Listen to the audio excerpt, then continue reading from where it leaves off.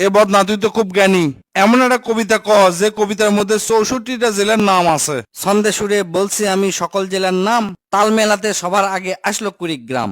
প্রধান জেলা ঢাকা থেকে একটুখানি দূর, এক জেলার নাম নরসিংদী, আরেকটা গাজীপুর। জয়পুরহাট ও লালমনিরহাট দুইটা জেলার নাম, রাজশাহীর নাম উজ্জ্বল করছে মিষ্টি স্বাদের আম। পাহাড় ঘেরা বান্দরবন ও সিলেট খাগড়াছড়ি, ময়মনসিংহের কিশোরগঞ্জে এই লেখকের বাড়ি। নেত্রকোনা সুনামগঞ্জে আছে ধানের মাঠ, সুন্দরবনের কাছে আছে খুলনা বাগের হাট। ভোলা এবং বরিশালে আছে অনেক নদী, পাবনায় আছে পাগলাগারদ, বগুড়ায় আছে দধি। পাশাপাশি দুইটা জেলা টাঙ্গাইল জামালপুর, আরো দুইটা জেলা হলো কুষ্টিয়া যশোর। মনের মতো একটা জেলার নাম তার মাগুরা, দন্তান্নতে নারায়ণগঞ্জ, নাটোর ও নওগাঁ। দন্তান্নতে আরো 4টি জেলা বলতে আমি পারি, নবাবগঞ্জ ও নোয়াখালী, নড়াইল, নীলফামারী।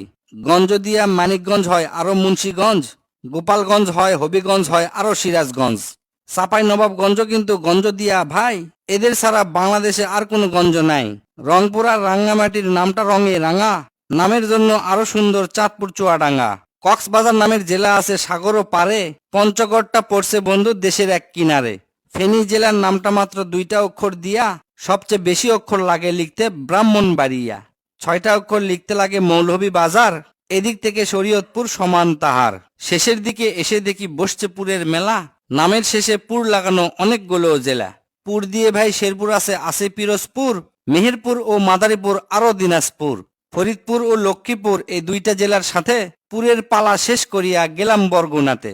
আসার পথে কুমিল্লা ও ঝালকাঠি সহ ঘুরে এলাম রাজবাড়ী, তার সঙ্গে ঝিনাইদহ। গাইবান্ধার নাম বাদে থাকে আর মাত্র এক হালি, তাদের মধ্যে একটা জেলার নাম পটুয়াখালী। এখন শুধু বাকি আছে 3টা জেলার নাম, এদের মধ্যে একটা জায়গা হইল চট্টগ্রাম। সাতক্ষীরায় আর ঠাকুরগাঁয়ে হইল এই কবিতার শেষ। এদের নিয়েই গড়া আমার সোনার বাংলাদেশ।